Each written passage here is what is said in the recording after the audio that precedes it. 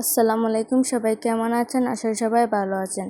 তো আমাদের আরেকটি নতুন একটি ডেইলি ব্লগ নিয়ে আপনাদের মাঝে আসলাম। তো আজকে আমরা আম্মু রান্না করবে মানে শিমের যে বিচি থাকে না, ওই শুকনা বিচি, ওই বিচি তরকারি। তো চলেন আপনাদের সাথে ওই রেসিপিটি শেয়ার করি। তো সকালে ঘুম থেকে ওঠার পর মূলত গোড় গুছিয়ে আম্মু এগুলো বাছতে শুরু করেছেন। তো এগুলো বাছছেন। তো এগুলো যেহেতু আমাদের ফার্স্টে এগুলোকে ভাজা লাগবে, যার কারণে দেখেন এখানে আমাদের বিচিগুলো ভাজা হয়ে গেছে। তো অপর পাশে আম্মু চাও রান্না করছেন, যেহেতু সকালে আমরা কিছু খাইনি। যাই হোক, তো এক পাশে চা হচ্ছে আর আরেক পাশে এটা ভাজা হচ্ছে। তাও যেন সারাদিন তেমন একটা সময় পাওয়া যায় না, কারণ এটা রান্না করতে কিন্তু অনেকটাই সময় লাগে। তারপর এখানে ফ্রিজ থেকে বের করে রেখেছিলেন মানে মুরগির যে পা বা মানে হাড্ডি আছে, ওগুলো বের করে রেখেছিলেন। তো এদিকে এই বীজগুলো ভাজা হয়ে গেলে এগুলোকে এখন সিদ্ধ করতে বসিয়ে দিয়েছেন।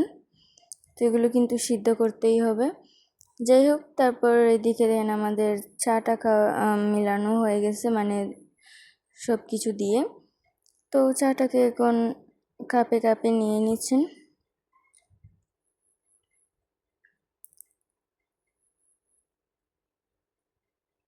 তো আমাদের চাটাকে সম্পূর্ণ নেওয়া হয়ে গেছে। তো অপর পাশে দেখেন সিদ্ধর মানে এখানে পলো করছে। তো এই সিদ্ধ হওয়ার সময়টাতে দেখেন কেমন একটা লাল লাল বেরিয়েছে। তো দেখেন আমাদের এটা সিদ্ধ হয়ে গেছে। তো এটাকে কিছু সময় নাড়াচাড়া করে তারপর এবার কিছু সময় ঘুরিয়ে রাখবেন। তার কিছু সময় পর এটাকে নামিয়ে নিয়েছিলেন, যে এটা সিদ্ধ হওয়ার পর। তো এদিকে আমরা চা খেতে বসেছি, আর দেখেন এখানে পুচকেটাও চা খাচ্ছে। যাই হোক, বাচ্চাদের কিন্তু চা খাওয়াটা ঠিক না, তবুও চা খাচ্ছে। যাই হোক, এখন চাটা খাওয়া হয়ে গেলে আমাদের যে মুরগির পাটা ছিল, ওই পাটা মানে সিদ্ধ করে নিয়েছিলেন। তারপর শুধু পা না, এখানে হাড্ডি এগুলো আছে। তো আমাদের এখানকার কিন্তু এগুলো একটু বেশি মানুষ পছন্দ করে। তো এগুলোর কিন্তু অনেক দামও আছে, বাজারে কিনতে মিলে না সহজে। তো এগুলো মানে সিদ্ধ করার পর এগুলোর উপরে যে চামড়াটা ছিল, ওই চামড়াটা আম্মু মানে ছাড়িয়ে নিয়েছেন। তো চামড়াটা ছাড়ানো হয়ে গেলে এখন কিছু পেঁয়াজ নিয়েছেন, যেহেতু তরকারিটা রান্না করার জন্য পেঁয়াজটা তো মাড়ানো লাগবে। তো পেঁয়াজটা নিয়ে বসে পড়েছেন মাড়ানোর জন্য। তো পেঁয়াজটা মাড়ানো হয়ে গেলে এখন চুলায় বসিয়ে দিলেন রান্না। তো চুলায় রান্না বসানোর জন্য এখন কড়াইতে দিয়ে দিলেন তেল। তেলটা দেওয়ার পর এখন দিয়ে দিলেন তেজপাতা, দারচিনি, এলাচ এগুলো। তারপর দিয়ে দিলেন রসুন বাটা। তো এবার দিয়ে দিলেন আদা বাটা। তো আদাগুলো কিন্তু ফ্রিজে ছিল না, এখন বেটে মানে। তারপর দিয়ে দিলেন পেঁয়াজ কুচি।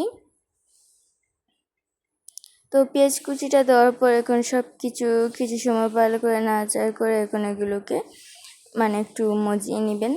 তো এগুলো মজানো হয়ে গেছে, এখন এতে অ্যাড করবেন মশলা। তো মশলা এখানে আছে লবণ, মরিচ, হলুদ, তারপর ধনিয়ার গুঁড়া, পাঁচফোড়ন, জিরা। তো এখানে মূলত সব ধরনের মশলা আছে। তো আমরা কিন্তু এখানে মাংস মশলাটা দিতে ভুলে গেছি। তো আপনারা কিন্তু চাইলে এখানে মাংস মশলাটা অ্যাড করবেন, এতে কিন্তু এটার একটা অন্যরকম স্বাদও বের হবে। যাই হোক, তো মশলাটা সব ধরনের মশলাটা দেওয়ার পর এখন মানে এগুলোকে কিছু সময় নাড়াচাড়া করে মশলাগুলোকে কষিয়ে নিলেন। মশলাটা কষানোর পর এখন যে মুরগি পার হাড্ডিগুলো যে মানে চামড়াটা ঝুলিয়ে রেখেছিলেন মুরগি পাটার, তো ওগুলো এখন দিয়ে দিলেন। তো ওগুলো দেওয়ার পর কিছু একটু নাড়াচাড়া করে ঢাকনা দিয়ে ডেকে রেখে দিয়েছেন। তারপর কিছু সময় পর ঢাকনাটা উঠিয়ে তারপর যে শিমের যে বিচিগুলো মানে শুকনা বিচিগুলো মানে সিদ্ধ করে রেখেছিলেন, তারপর কিন্তু ওগুলো খোসাটা ছাড়িয়েছিলেন। তো সেটা আর দেখানো হয়নি। তো সেই বিচিগুলো দিয়ে কিছু সময় নাড়াচাড়া করে তারপর আবার ঢাকনা দিয়ে ডেকে রেখে দিলেন। তো আবার ঢাকনাটা উঠিয়ে নিলেন, উঠিয়ে আরও কিছু সময় এগুলোকে ভালো করে নাড়াচাড়া করে দিয়ে দিলেন। তো আশা করি আপনারা ভিডিওতে দেখতেই পাচ্ছেন। তো যারা যারা এই পর্যন্ত চলে আসছেন আমাদের এই ভিডিওতে, তাদের কিন্তু অসংখ্য ধন্যবাদ। আর আমাদের ভিডিওতে কিন্তু একটা লাইক কমেন্ট শেয়ার করতে ভুলবেন না। যাই হোক, এবার এটাতে পরিমাণ মতো পানি দিয়ে তারপর এটাকে ঢাকনা দিয়ে ঢেকে রেখে দিলেন। এরপর কিছু সময় উঠে দেখেন এতে পলো করছে, তো এখন এতে অ্যাড করলেন কাঁচামরিচ। তো কাঁচামরিচটা দেওয়ার পর এখন আবার ঢাকনা দিয়ে ঢেকে রেখে দিলেন। ঢাকনাটা আর কিছু সময় পর উঠিয়ে নিলেন। দেখেন আমাদের এটা রান্না হয়ে গেছে। তো আজকে আমাদের ভিডিওটি আপনাদের কাছে কেমন লেগেছে অবশ্যই কমেন্টে জানাতে ভুলবেন না। আর এই মজাদার খাবারটি কিন্তু আপনারা বাসায় ট্রাই করবেন, দেখবেন অসম্ভব মজা। তো আজকে এখানেই বিদায় নিচ্ছি। সবাই ভালো থাকবেন, সুস্থ থাকবেন। আল্লাহ হাফেজ।